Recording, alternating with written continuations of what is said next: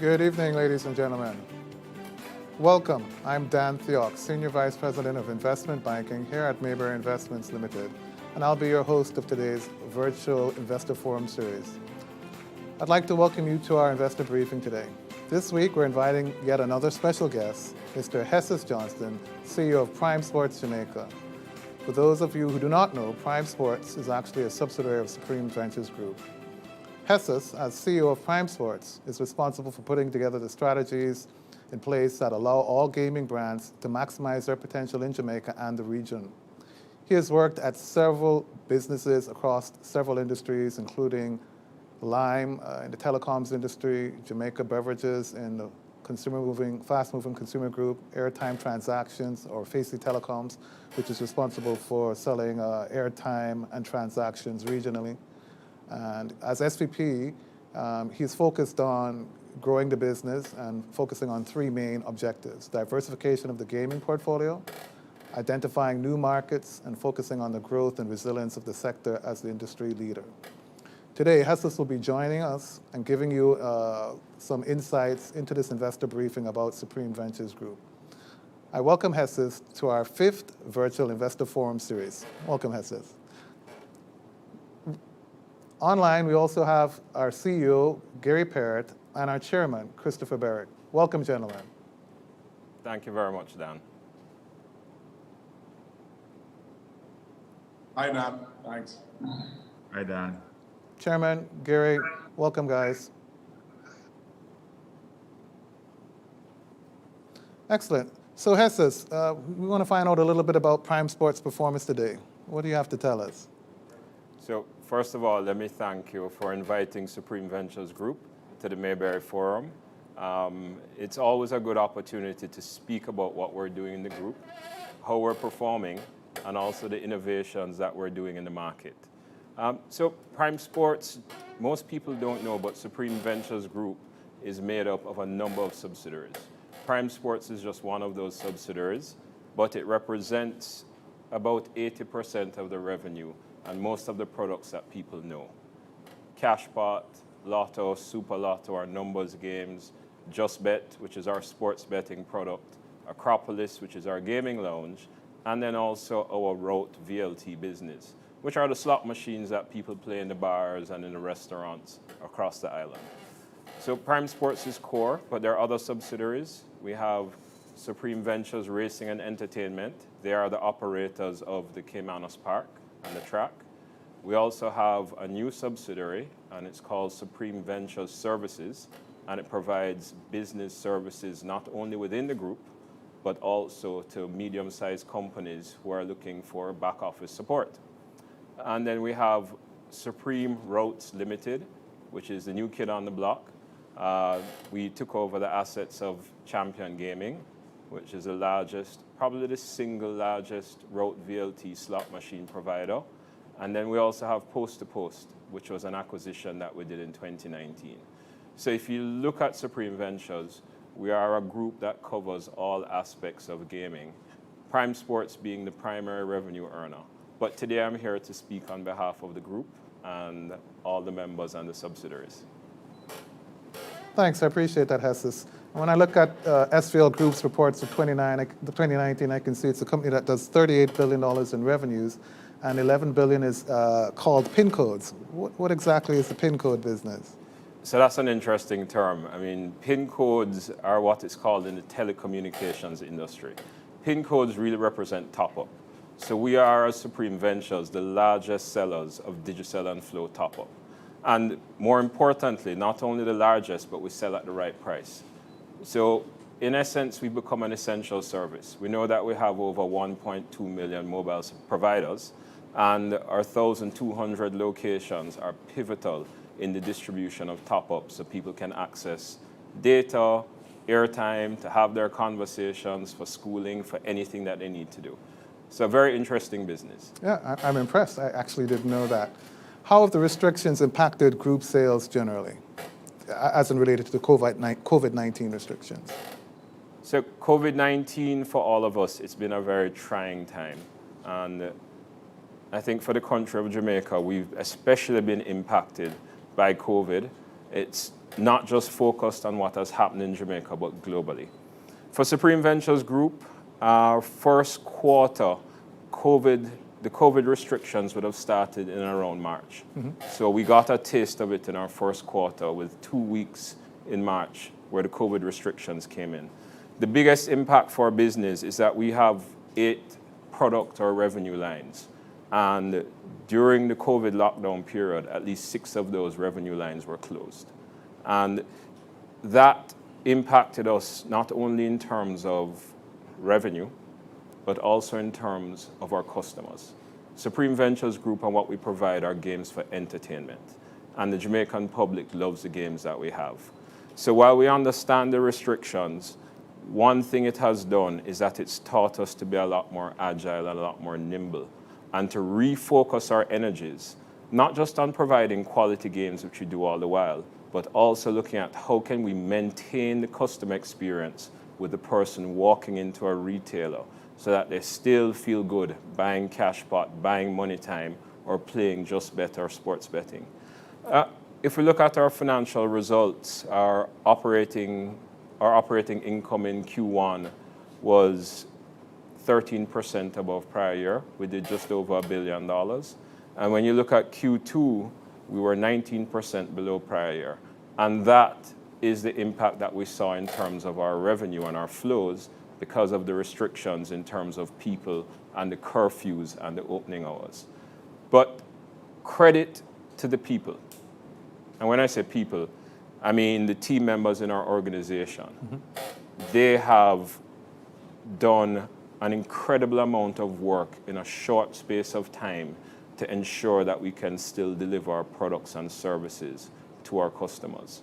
And then the other element of the people are our customers, who've been very understanding of the changes that are required with the restrictions, and at the same time continue to support us and continue to play our games. Because again, gaming is a core form of entertainment for Jamaica. So I would say we have been impacted coming out of Q2 with the easing of restrictions and a better understanding of what COVID means and how we have to function. We're now seeing that there's a rebound. We've had Acropolis reopen after 3 months of being closed. Camanas Park has reopened, albeit with a limited number of patrons who can come to the park. And we're also seeing for Supreme Routes Limited, and that's our slot machines in the bars and the restaurants, with the bars reopening, now we're seeing more people coming back and starting to participate and to be entertained by our products. Great. So I've heard the revenue side. Tell me how it's impacted you and your business model, and what your thoughts on reducing costs both in the short term and the long term. So Dan, that's actually quite interesting because strategically in 2020, we made some decisions in terms of having more persons working from home. So we actually started our working from home process in February of 2020 in advance of COVID. And we had about 5% of our staff that started to work from home, usually around some of the support services, customer support, marketing, and legal. And what COVID has done, it's allowed us to fast track this, where other than customer-facing staff, about 50% of our core support staff now work from home. We made the decision to move offices from the Sagicor building down to a building we have at Retirement Crescent, and really consolidate our operations, use the efficiencies of installing technology platforms so people can seamlessly work from home. So I'd say that is the biggest change. It was already in the pipeline, right, but it's been accelerated. The other thing I'd say, just in terms of cost cutting, isn't where we focus. We focus on efficiency. And every year we try and look at how can we use technology and technological advances to drive greater efficiency and profitability into the business. So that's a constant that we do in the organization. Excellent. And speaking about technological advancements, have you guys seen an increase in online transactions, and is that a focus of yours? So, as with everybody, online is that space where you wonder how. How do we get online? How do we attract our customers? And Supreme Ventures Group in 2019 started that program of e-commerce and digitalization. We launched SV Games, which put cash pot and money time on an app online so people can play on the go. We had JustBet in 2019, which is our sports betting application. And what we did with JustBet, we took what was in stores where people could bet on over 50,000 games a year, and we put it in an application where very easily you could register, go online, and you could play. So when COVID came, we were actually well prepared. And what we saw in particular in sports betting is that more people went online, even though there were less games. You had the shutdown of the Premier League and the NBA.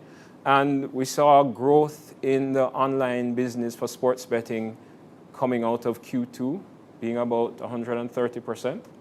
So we found that our customers have easily adapted when we put a convenient method out there to play online.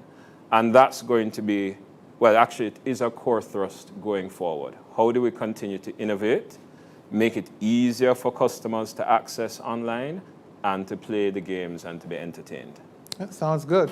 Gary, Chris, you guys have any thoughts on what I'll call digitization and how it impacts SVL and the opportunities? Well, I would have a question for Jesus. What is the biggest impediment the company has to fully digitizing the business? Can't hear it. What's the biggest impediment that the company has towards digitization? I'd say the biggest impediment towards digitization, actually there are two. One is access to data. As we know with most of the telecommunication providers, you have to pay for a data plan to be able to access online. And Supreme Ventures Group, in the spirit of innovation, we've begun to work with the providers. So in October, what we'll see is the launch that our online sites will be able to be accessed data-free. And we think that is a huge step and a game changer in Jamaica, because it now gives everybody access to the games that they love to play, and they won't have to spend on the data charges. So that is probably the number one. I think the number two is that typically online products in any shape or form require that you have a credit card or a debit card that you can play with. And SV Games, which is our application that does Cashpot and Moneytime, our popular games, we're happy to announce that in October, it will now start to take credit, debit cards, and also Quisk. So we are removing the barriers to take people who want to go online and want to have entertainment on the move. We're removing them and making it easier. So the two big ones, again, are access and the ability to pay to play. Excellent. The group recently added a new business line, back office services. I think it's run by Dennis Chung. Can you tell us a little bit about this business? So another great innovation and a part of our whole strategic change coming out of 2019. So now we have a subsidiary called Supreme Ventures Services. And Supreme Ventures Services is basically a hub of back office services. It serves all our subsidiaries, and now it's beginning to focus on medium-sized businesses who need support. So Dennis Chung leads it as the CEO, and some of the services that they're offering to the public are marketing, finance, IT, legal services, and human resources. So if you think about it, this is another way. People see us as just a gaming company. We're not just a gaming company. We're breaking that mold, and where we have the skills and the resources, and that is shared services, just one example. We're going to take it and we're going to offer it to the public, and it helps people to be more cost efficient. Just think of all the medium-sized companies out there that cannot afford a world-class HR service, finance service, or legal department. Well, that's what Dennis is doing with Supreme Ventures Services. Another big innovation. Absolutely. Mr. Berry, do you have any thoughts on innovation and what's happening at SVL? Well, I wanted to ask Jesus about how SVL is taking advantage of its technology internationally, and are there any breakthroughs in that area? Chris, that is an amazing question and quite timely. So let's announce it here first. Supreme Ventures has done something groundbreaking. As of today, we've begun to export our cashpot signal live to South Africa. Now, South Africa is a market with over 50 million people in gaming.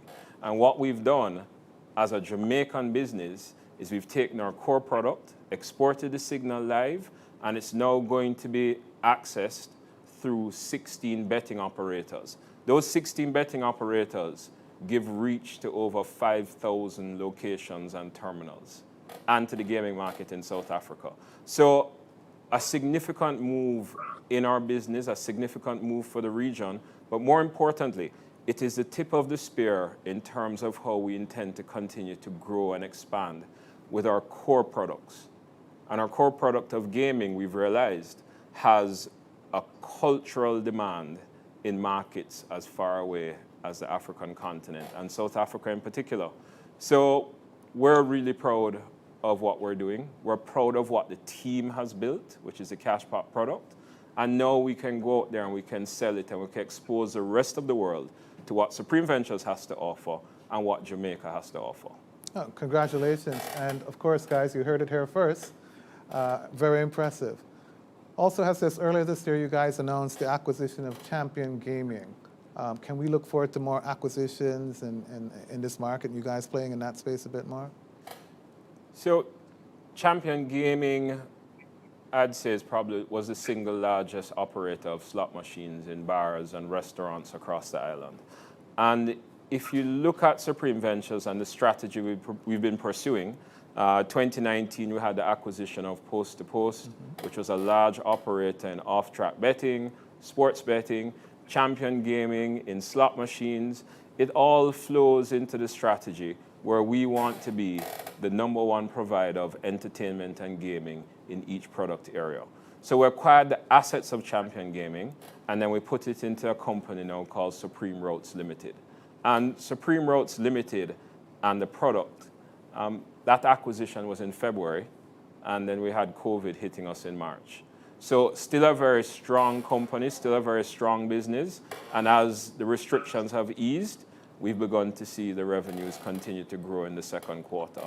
But it fits in with our portfolio, and I'd expect that we will always look at acquisitions, but more importantly, we will look at leveraging the platform that we have in Supreme Ventures Group, which are our people, our team members, our technology platforms, and looking in Jamaica and also wider as to how we can increase our base, our customer base, and our revenues. Excellent. So I'm expecting bigger and greater things and maybe some regional moves. Mr. Peart. Yes. Any questions? Well, I have two additional questions. The last forum that Mayberry hosted, we had Mr. Christopher Levy from Jamaica Broilers, and he was speaking about the impact of COVID on the economy and, more importantly, on his business. I know Jesus spoke to a slowdown. Can Jesus give us some more details in terms of how does the curfews, etc., impact the business of SVL? And then also, I understand that they have a subsidiary in Guyana. If you could also expand on that as well. Yeah. So, good question there, Gary. So the impact of the curfews and the restrictions have been heavy on our business. So if I take what are known to be our biggest product lines, our numbers business, our cashpot draw, we have 6 draws a day. So typically the last draw is at 8:25 p.m. When you have curfews that are at 4 o'clock, 6 p.m. and 8 o'clock, obviously it limits the access of our customers coming into the stores and being able to play. And then there's a physical access in terms of the number of persons who can walk in. So those restrictions have impacted us. Now, how have we tried to work around them? One, by encouraging people to buy their tickets in advance and to play earlier, which we think is important. Also doing online, so people can start to bet online so they don't have to come into the stores. But the ongoing restrictions obviously limit our customers in terms of access to the products and the entertainment. And as the restrictions ease, we expect that the customers will become more comfortable and resume their normal routines. Acropolis in particular, Acropolis was closed for 3 months, and now that it's reopened, they have reduced their operating hours by 40%. So here are locations that would open till 1 a.m. in the morning, now having to close at 8 or 9 p.m. in the night. So as the economy continues to open up, we expect to see people getting more comfortable coming out and playing, and it will help our business to continue to build back in terms of the customers and the revenue that it had before. But one thing we have seen is that the customers are still willing to come out and play. That's the important thing. On Guyana, that Gary mentioned, Guyana has been through quite a bit of turmoil. Elections, the COVID lockdown, that has limited our ability to scale and to operate in the market. But recently they've started to open up, so now we can continue our rollout of locations and restart the games. So COVID overall, the negative, I think everybody knows, the negative for Supreme Ventures is that it limits access of our patrons to our locations and to our product. And whether that's in Guyana and that's in Jamaica. But we continue to work to see how we can give access online and how we can innovate to continue to bring customers in. Excellent. And last one for me, how has the company positioned itself in order to maintain its competitive edge and to expand into the regional markets?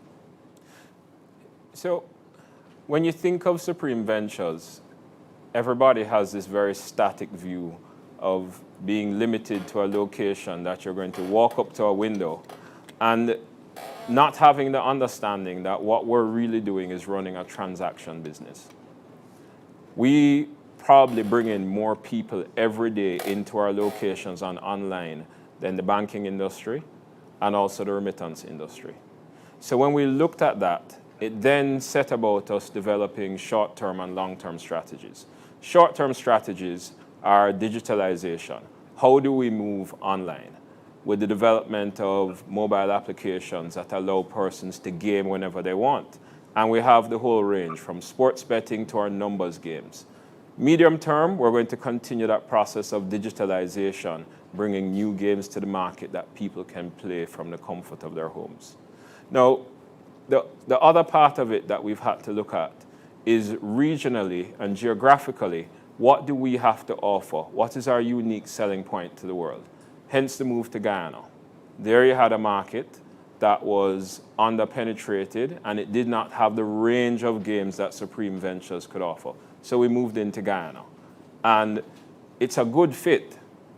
It just so happens that it's a bad time with COVID. Mm-hmm. But we know that we will build and we'll grow our way out of it, working in the Guyanese market with the Guyanese people. The third one, which is a pillar, is when you start to look at global expansion. And global expansion, the first thing is, our unique selling point was our live draw, the games that we offer, and we looked at it and we said, where would this fit? And that's how we came about looking at South Africa. So we continue to pivot, looking at what our strengths are, and then seeing how we can fit those into a commercial model that can work not just for our customers locally, but allow us to expand regionally. So that's a big part of our strategy going forward.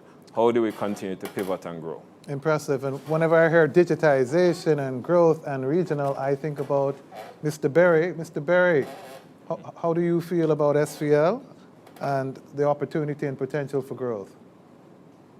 Okay, so I have a follow-on question for Jesus, which is, I remember the first time I was able to have a full presentation from the late Brian George, and he explained SVL in a way that was really a big eye-opener for me. So what I want Jesus to talk about a little is like, what is our average bet size?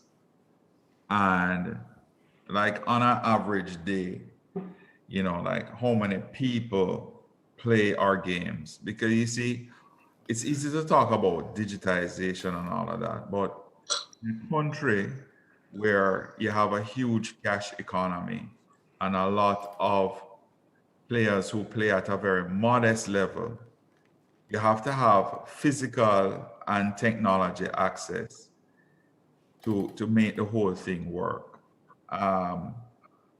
and be able to make a profit on it. So Jesus, can you give us some kind of an idea on the bet sizes and the number of transactions we're talking about, and how you actually turn that into real money? So Chris, another very good point there. So Supreme Ventures, I would easily say, is the largest company in terms of transactions in the island and easily in the Caribbean. So what are we looking at? We're looking at a distribution network with 1,200 plus locations that sees 300 to 320,000 persons every day. Now, that is a significant figure, because if you took the remittance industry in Jamaica, they're probably seeing about 40,000 persons a day. The banking industry, probably seeing about 80,000 persons a day. So when you look at Supreme Ventures, it is one of the core touch points for Jamaicans every single day. There are a few things they buy, and two of the things they buy are in our locations: phone cards and also their entertainment and gaming product. Now, when you have a reach like that, the next logical step is, how do you scale it? How do you grow? What other services can you offer? And I think that's where our minds are getting to. We have specialized skill in terms of handling high volume locations, high volume transactions, and also handling cash transactions. And if you think about it, not many organizations are structured and scaled to manage an operation like that. Chris asked a good question about the average bet size. Our average bet size is somewhere in the region of about $100 to $115. Yeah? But it underscores the fact that you can have high volume, low bet size, but then it can create a big impact in the market. And the big impact I'd like to speak about, which we really haven't touched on, is that we have created 1,200 entrepreneurs. These are small, micro, and medium-sized operators who, for them, being a Supreme Ventures retailer is fundamental to the operation of their business. Whether they have a supermarket, a convenience store, a standalone store, it helps to bring traffic into their locations. It helps to make them relevant in their communities. Recently, we launched a digital campaign, and we started to do episodes of a show called Nook and Cranny, where we began to feature our retailers in the community and what they mean to their community. And I speak not only for our team members at Supreme Ventures, but also our retailers. Just that immense sense of pride of being a part of a Jamaican company with such a positive brand that creates entertainment that people enjoy. So besides just looking at the numbers around the people and the transactions, there's an energy, there's a passion that Supreme Ventures elicits in its games. And that's something we want to continue to grow and build. And we have 1,200 micro-entrepreneurs. What will it look like if we had 5,000? And that's where we begin to challenge ourselves. How do we continue to grow and build? And how do we weave ourselves even deeper into the fabric of society? Not just in Jamaica, but Guyana, and wherever else we can go. Including South Africa. Chairman or Gary, any further questions? Yeah, I actually have two. You know, I hear Jesus refer to 1,200 retailers and 1,200 micro, who are 1,200 small and medium-sized businesses. Is that the real reach of SVL? I mean, does that 1,200 include OTBs? Does that include the sports betting locations? That's one. And two, just to change tack a bit, you know, Jesus has been speaking a lot on certain aspects of the group, but tell us about Camanas. I'm hearing, I got a call a while ago that Camanas Park actually made a profit in August. Is that so? So yeah, Gary, good questions there. So I didn't want to give the exact number, but if you think about our reach in terms of retailers, we're easily over 1,500. When you bring it all into being, And you're talking about a combined group that's doing easily up to 20 million individual unique transactions each week. Now, any way you cut it, those are substantial numbers. Very few people have that reach and are doing the volume of transactions. And that's something we want to continue to grow and expand. Camanas Park, near and dear to our hearts. It's been a significant investment. And I would tell you, there is good news. We're beginning to see the green shoots. In August, Camanas Park made a profit, and it was a healthy profit. And this is a business that's been loss-making for decades. 60 years of Camanas Park, and it's always been viewed as, for lack of a better word, something that's not viable. And the partnership, and I'd say Chairman Solomon Sharp and Lorna, who is the GM, the partnership that they have built with the trainers, the horsemen, the OTB operators, the jockeys, we saw the green shoots in August. Now, it's a positive sign, but it's going to take a lot more to continue to make Camanas Park viable. And Supreme Ventures is committed to Camanas Park. It's a unique product. It is an attraction. The recent agreement with Choco Cove, where tourists can come out there and they can see and have the experience, visiting the stables, this is unique. And we have a world-class product. And that profit in August is an indication that when all the stakeholders work together, we can have a viable industry and continue to build. Early days yet, but we're seeing positive results coming out of there, and Camanas Park is something we believe in. And we believe in it because our customers, our punters, believe in it. Excellent. Great to hear. Great. So I think we may have some questions from online. Paradise Planet asks, what is happening with the Guyana market? Last we heard it was making a loss. Will we be moving out of that country? So, no, we're not moving out of Guyana. We're committed to Guyana. It's not unusual that early in a startup in a new market, you will have some challenges and it will take a bit of time for it to become profitable. I think the biggest setback for us has been COVID and the elections. Think about Jamaica. Jamaica has been locked down with COVID restrictions for about 6 months now. And our restrictions are more lenient than what we've seen in markets like Guyana, where lockdowns are almost 24 hours a day. The whole gaming sector was closed.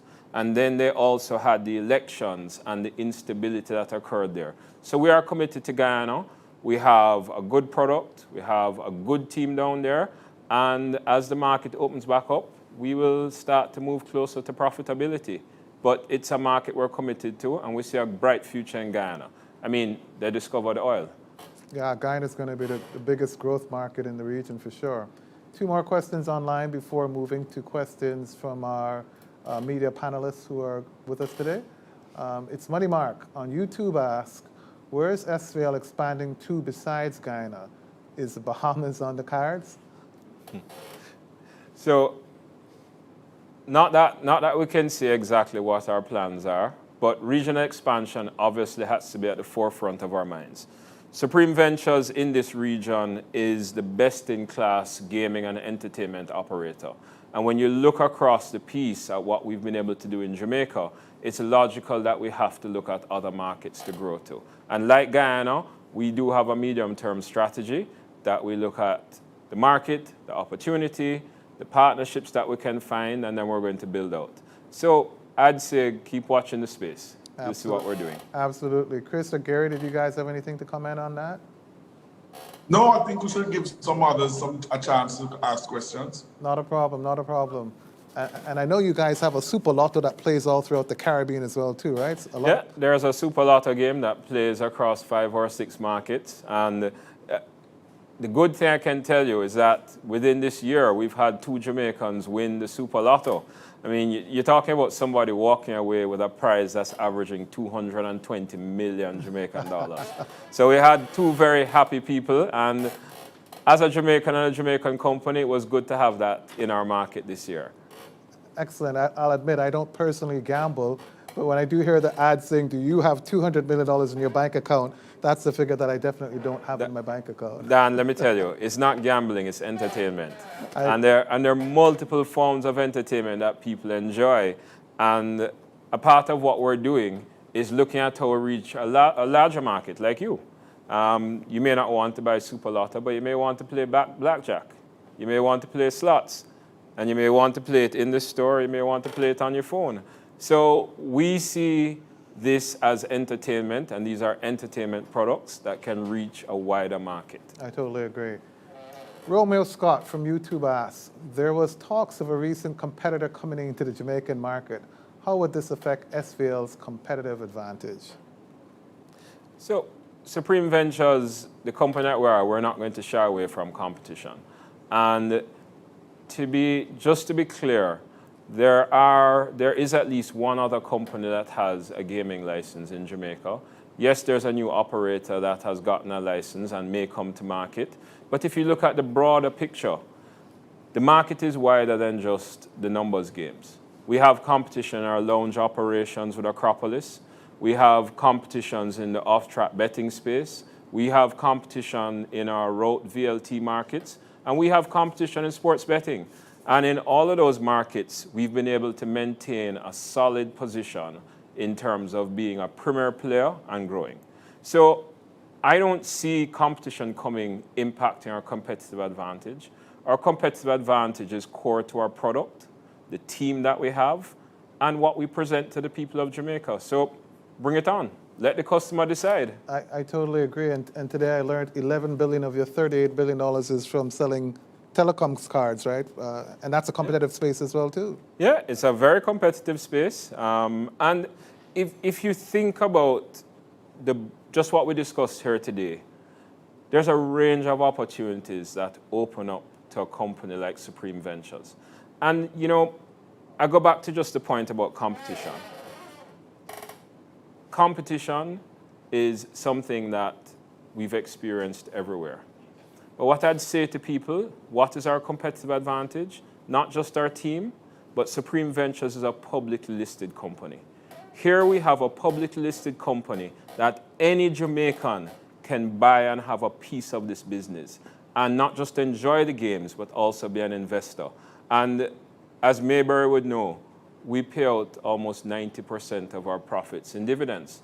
So not only is it a solid company with continual growth that you can buy into, but it also pays well for customers and for our shareholders. I totally agree. And as a proud shareholder, I can't thank you enough. We also have some questions from online viewers. I think we had a question, if I'm not mistaken, from Kalila Reynolds. Yes, hi. I have a few questions. Well, I have two questions, actually. One for Chris Berry and also one for Jesus. So, Chris, last week in the Mayberry Forum, when Jamaica Broilers was on, you expressed a view that curfews are a waste of time. I saw a lot of responses on Twitter after I wrote that story. It's a controversial opinion. About half of the people agree with you, the other half disagree. But I was wondering what led you to that conclusion, saying the curfews are a waste of time in containing COVID-19. And then the other question for Jesus is along those same lines. Do you think the curfew restrictions should be lifted, Jesus? Thank you, Kalila, for your questions. We'll allow Chairman, would you like to go first? Okay, so my feeling is that the most effective way to prevent the spread of COVID is by social distancing, mask wearing, hand washing, educating the public, providing masks and sanitization opportunities for the poorest in our society, many of whom can't afford masks. And of course, putting some costs behind the people who behave in an antisocial way. So what we've been seeing in Jamaica is that there's no cost to a person who goes out in the public without a mask, easily spreading the disease. There is leaders from all stratas of society that go out and set a bad example for the public with no cost. So the people just behave in a very unsociable and irresponsible way. People don't just change behavior by accident. You have to provide the supporting, enabling forces, both the carrot and the stick. Now, one of the things that people don't talk about in Jamaica is that in our labor statistics, we have 700,000 people that we say are not seeking work. Now, in a population of 3 million, my view is that these people are actually working. They are hustling. They're on the street doing their own thing to make a living, as Jamaicans say, eat a food. And these people cannot afford to stay home. And many of the economic activities that's taking place is being disrupted by the curfews. It's putting tens of thousands of people out of work, and businesses are racking up billions of dollars of losses. So if I was a finance minister and I see my tourism fall out and all I have left is the local economy, I wouldn't be killing it with a curfew, because you're creating a deeper hole, right? And you know, if you're driving on the road and the hole is too deep and your car tire dropping it, you go and broke off. Thank you, Chairman. I agree as well too. We're sort of at the community spread stage now, despite the curfews, and we know it didn't happen at night. It happened during the day. So what we really have to focus on now is growing the economy and getting out of this problem. Hesses, how do the restrictions affect you, and what are your thoughts? In there, Dan. Sure. But you know, I don't understand how COVID is contagious during the day but not during the night. I didn't know that COVID is only working in the day. You didn't know it was a nocturnal creature. I see what you mean. Yes, I didn't know. May I follow up on that? So I don't think the point was that, I don't think the point of the curfews at night is to say that COVID is only contagious during the day. It's just to contain people from gathering, and we can't restrict people from gathering during the day because, you know, most people work during the day. So I think the point of the curfew is to prevent large gatherings at night, especially for entertainment purposes, which is not seen as necessary. What do you have to say to that, Chris? Well, when you have a blanket curfew, it's not targeted at large gatherings. You know, it's targeted at all gatherings. So, you know, I mean, I give you a simple answer, Kalila, a simple example. If you take fast food business, they do 50% of their business between the hour of 6 to 8. Now look how many fast food places you have in Jamaica. Can you imagine the billions of dollars of losses and they're racking up because of this curfew? They're not having any parties there. They're just trying to sell some food. This makes no sense. So I agree. We need to focus on restricting the large gatherings, whether it's at day at the beach party or at night at a night party. So point taken, Chairman. Hesses, the restrictions. I think Khalil also had a question to you. How do you feel about the restrictions and impact on either your business or the economy overall? So let me say, first of all, I think when the restrictions started in March, people didn't understand COVID and the impact of COVID. Now that we're about 6 months in, people very clearly understand what can happen, the level of illnesses, and we've seen the spikes. We've heard about community spread. But there are two critical things that we need to look at. One is taking personal responsibility, and that's important. All Jamaicans need to understand that is their responsibility to wear the mask, to have social distancing, and to understand the importance of doing it. And if we haven't gotten that across yet to all our Jamaicans, then that's a problem. What I've seen is that in the urban areas, there are a lot of people abiding by the rules of social distancing and mask wearing. In our rural areas, we still need to do a lot more to help people to understand the dangers of COVID and why they have to be responsible. The second thing to me is, what is a governmental responsibility? And the governmental responsibility is the framework. And the framework includes protocols, it includes the curfew, and it also includes how do you work with the private sector, the industries, to ensure that there can be viability and that can still function in a responsible way while earning revenue.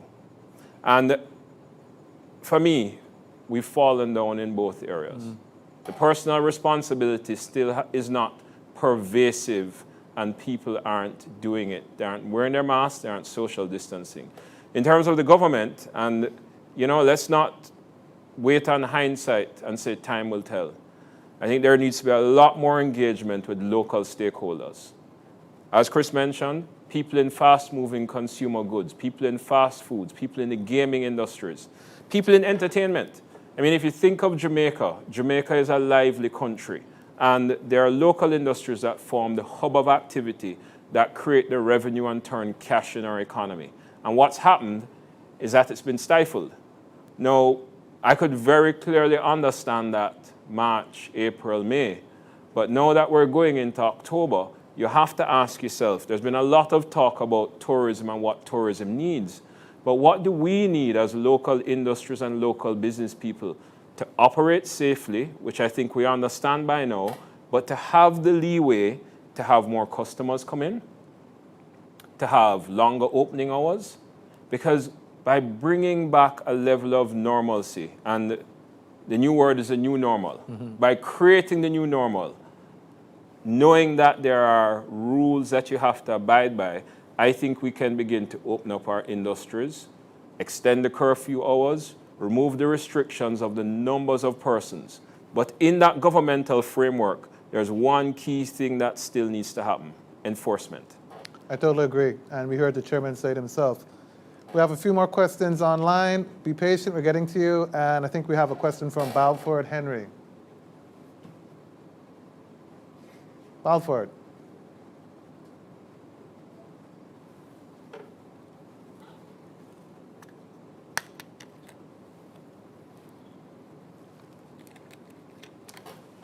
Balford, unmute your mic.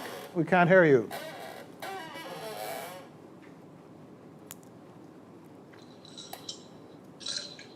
Okay, let's move on to Mark. Mark, you've got a question for us. Mark Crosscreed. Yeah, Dan, how you doing? Hey, Mark, I'm great. How are you? Great. Just a question for Gary or Chris is with the Supreme Ventures Group kind of rebranding to a group of companies and Mayberry's other holdings, and Jesus, speaking about the distribution network and seeing more customers than the bank or the remittance arm.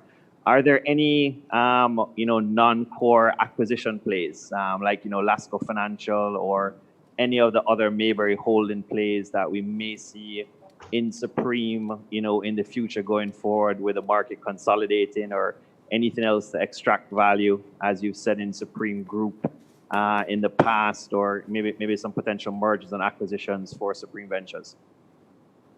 That's a good question, Mark. So one of the things that I want to make very clear is that a lot of people don't understand our model, right? So we partner with various companies, and our role 90% of the time is really just to support them in the background and help them with the investment banking and the financing. So in the case of almost all the companies, once we take a 20% stake, that's it for us, unless the owner specifically comes to us and asks us to play a bigger role.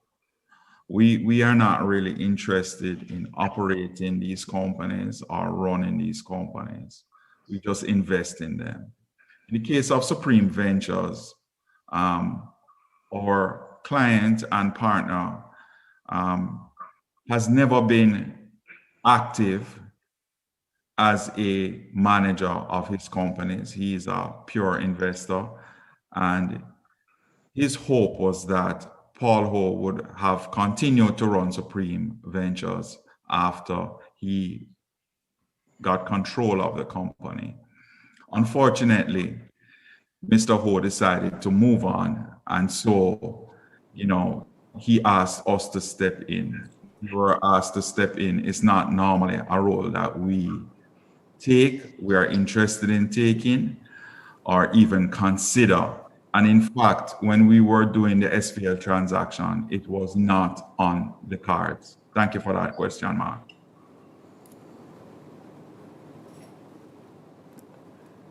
So, Great. Jesus, did you want to comment on it? Yeah. Or? So Mark, that's actually a great question. What I would say to you, if you look at what Supreme Ventures Group is, it's an ecosystem. It's an ecosystem that has brick and mortar retailer space, 1,500. It has online points of presence. And in that ecosystem, what we're doing are driving transactions. And currently, if you look at it, our transactions are split between gaming entertainment transactions and top-up. And top-up transactions are probably the most popular transaction that's done at the point of sale anywhere in Jamaica. So when you have an ecosystem like this, it's logical to begin to look at what other opportunities there are. And where we sit right now, we're looking around, and Supreme Ventures is open to look at any opportunity that exists that brings value to the shareholders and also helps to leverage our ecosystem. Excellent. Balford. Thanks, Jesus. Thanks, Mark. Appreciate that question. Balford Henry, are you with us now? I think we have a question from you as well. Hello? We're hearing you loud and clear. Go ahead with your question, Balford. Hello? Hey, Balford, we're hearing you loud and clear. Go ahead with your question. Yeah, I missed it earlier, a very early part of the forum, but I was still. What interested me was the discussion as to what the government should do at this time, and I noticed that there are so many different views as to what is the best thing to do. That I have the impression that unless they can bring together the private sector, the public sector, and all these various bodies together and reach some sort of decision in which everybody can work with, we'll be in a very serious situation, because even today, hearing what had happened in the second quarter of the financial year was sort of really, sad. So my problem is that most people I hear speaking, they criticize what is happening, but I haven't been hearing any ideas as to exactly what we can do, not just as a government, but as Jamaicans, to work together to overcome the problems that are affecting the economy, especially. Great. So did you have a question for us, Balford? Pardon? Did you have a specific question for us? No, I just wondered, whether it wouldn't be the best route to take for these various sectors to come together and really find a way that a path that can, lead the economy along, and more people would participate, and we probably could, ignore the politics and so on, and go ahead with trying to, get some economic recovery as soon as possible. Absolutely. I totally agree, and I just have to assume that the various organizational representative groups like the GHTA, the PIOJ, the Exporters Associations will all try to do that lobbying effort, speak to the government and see how we can get the economy going as fast as possible. What we focused on saying here today is we don't think en blanc restrictions and curfews make sense. What we need to focus on is, as Chairman said and Hess said, is the social distancing, education of people, washing of your hands, and being smart. That's what we need to do. We have to learn how to live with COVID until a vaccine is here. Otherwise, we need to get our economy going again. So that's it for the questions. I really do appreciate the participation. Dan, I think David Rose had a question. Oh, My apologies. David Rose, Good afternoon. Can you hear me? loud and clear, brother. So a question for Jesus and then a side question after. So you mentioned earlier how Acropolis has operating hours chopped by 40%. You have encouraged persons to bet earlier in its online options. From the available June 2020 numbers, have you seen a higher increase in betting during the periods of between 11 a.m. to 3 p.m. in the day? And has the company been able to navigate the legal/regulatory hurdles to plan the launch of their betting app?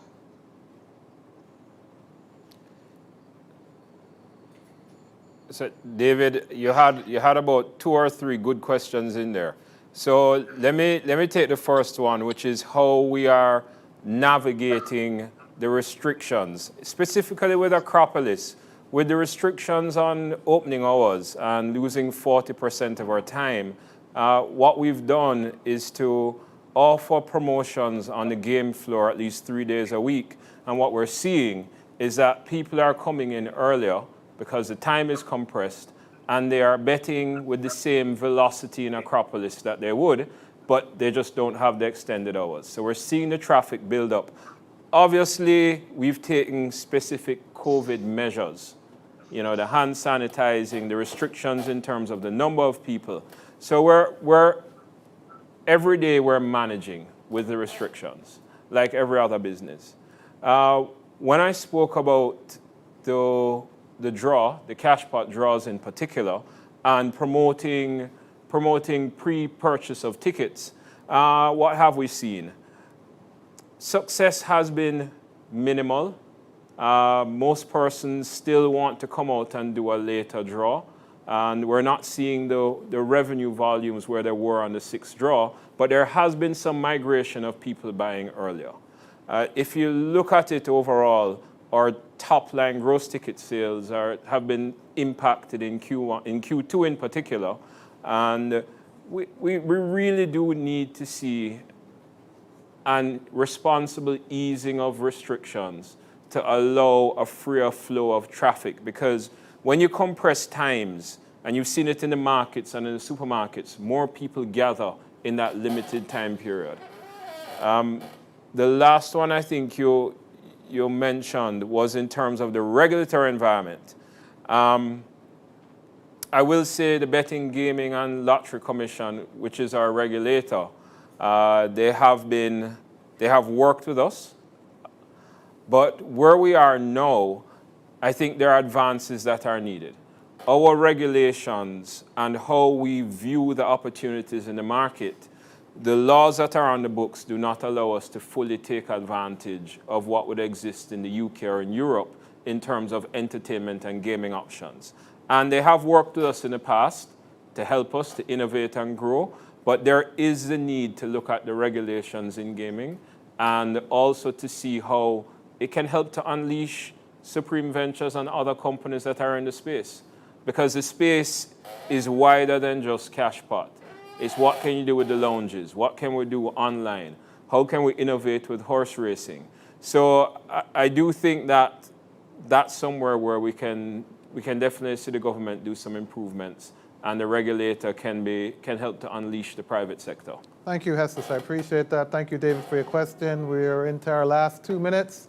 Any closing remarks or comments from Gary? Yeah. And then Dan, Chris? can we... Sorry, David, I think we're out of time. Gary, any last comments, or Chairman? I just thank Jesus for being here. I mean, and thank everybody for joining us on this streaming forum. We can't meet. We really miss meeting up with you guys and exchanging ideas, but this is the best we can do. So thank everybody for participating, coming out, asking the questions. We really, really appreciate it. And stay tuned next week. We're coming again. We want to see you back. Thanks again, people. Thanks, Chairman. And to our viewers, thank you all for being a part of this month's Virtual Investor Forum. I'd also like to thank our special guest, of course, Mr. Hessus Johnson, for providing our clients and our online viewers with this briefing today. We're certainly looking forward to having yet another insightful Investor Forum series next week, as the chairman said, when our special guest speaker will be Sharon Donaldson, the Managing Director of General Accident Insurance Company. Don't forget to subscribe to our YouTube channel, Mayberry Investments Limited. Thank you all to all our viewers for tuning in today. Keep safe and remember, wise investors, that slow and steady wins the race.